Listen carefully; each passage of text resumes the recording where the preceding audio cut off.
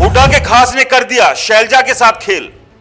शैलजा के मुख्यमंत्री बनने के सपने को कर दिया चकनाचूर। दिल्ली दरबार में बैठे नेता ने दिया चौंकाने वाला बयान। दिल्ली दरबार के दरबारी के बयान से शैलजा खेमे की नींद उड़ना तय। हुड्डा के इशारे पर रच दिया शैलजा के खिलाफ षड्यंत्र।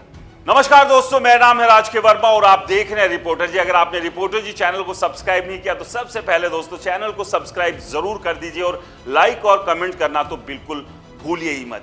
हरियाणा के विधानसभा चुनाव खासे दिलचस्प होते जा रहे हैं। एक तरफ एक दल दूसरे दल को हराने के लिए जबरदस्त मशक्कत कर रहा है। कोशिश यही है कि किसी तरह से गोटियां इस तरह से सेट हो जाए कि वो जीते और हरियाणा की सत्ता पर राज करे। और ये मुकाबला इस बार का यानी कि 2024 विधानसभा चुनाव में अगर मुकाबला किन्हीं दो पार्टियों के भीतर या बीच में देखा जा रहा है तो वो है कांग्रेस और बीजेपी।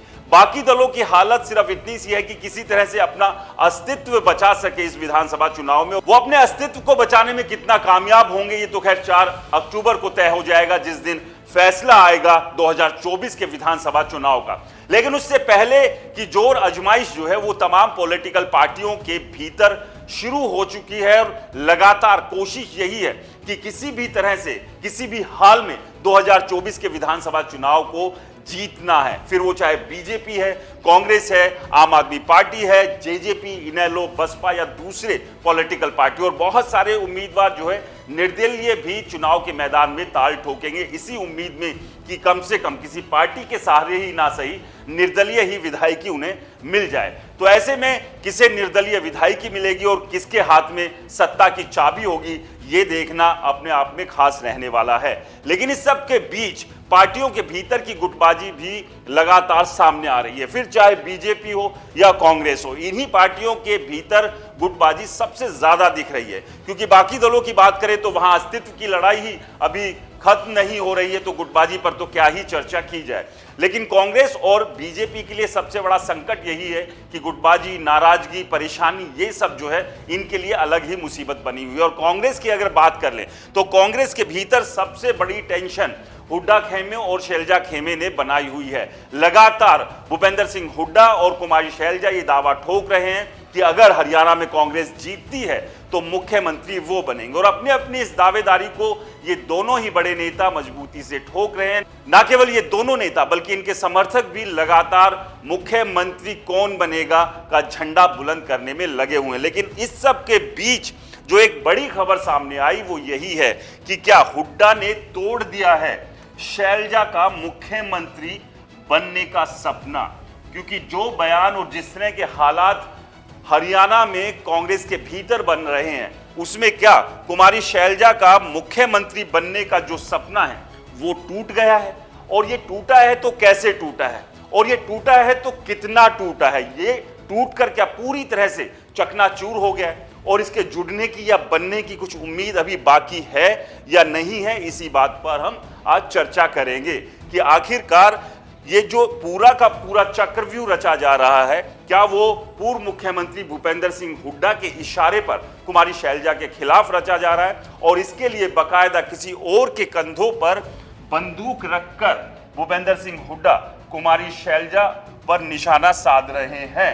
तो ये जो कंधे पर बंदूक रखी है क्या ये पूर्व मुख्यमंत्री भूपेंद्र सिंह हुड्डा ने दीपक बावरिया जो कि कांग्रेस के हरियाणा के प्रभारी है उनके कंधे पर बंदूक रखकर उन्होंने चलाई है, जिससे कि कुमारी शैलजा का जो मुख्यमंत्री बनने का जो सपना है वो टूट जाए, खत्म हो जाए। तो आज सवाल यही है कि क्या जो बयान दीपक बावरिया ने अभी दिया हाल ही में वो बयान क्या भूपेंद्र सिंह हुड्डा के कहने पर या उनके इशारे पर उन्होंने दिया।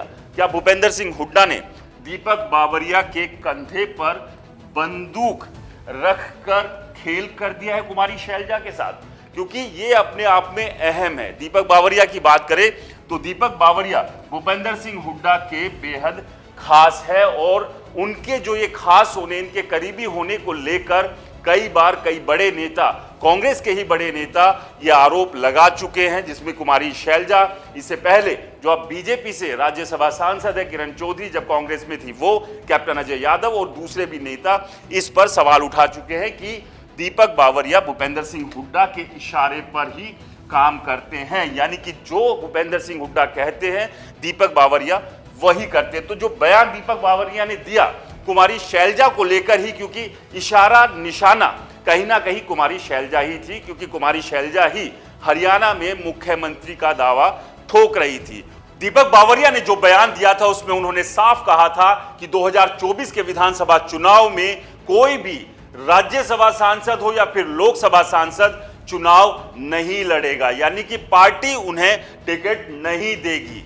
यानी कि जो एक सपना कुमारी शैलजा का हरियाणा की मुख्यमंत्री बनने का है, अगर उन्हें पार्टी टिकट नहीं देगी, वो चुनाव लड़ेंगी नहीं, तो वो सपना पूरा होगा कैसे। तो ये बयान दीपक बावरिया ने दिया था। लेकिन आपको बता दें कि राज्यसभा में फिलहाल जो फिगर है कांग्रेस की वो 0 है, और लोकसभा की बात करें तो 2024 के लोकसभा के चुनाव में 10 में से 5 सीट पर कांग्रेस ने जीत दर्ज की थी। यानी कि 5 सांसद हरियाणा में कांग्रेस के पास है, लेकिन इन 5 सांसदों में से एक ही सांसद है कुमारी शैलजा, जो लगातार मुख्यमंत्री की दावेदारी ठोक रही थी। लेकिन इस लाइन के साथ साथ दीपक बावरिया ने एक लाइन जरूर ऐड कर दी कि अगर कोई सांसद चुनाव लड़ने का इच्छुक है तो उसे हाईकमान से परमिशन लेनी होगी।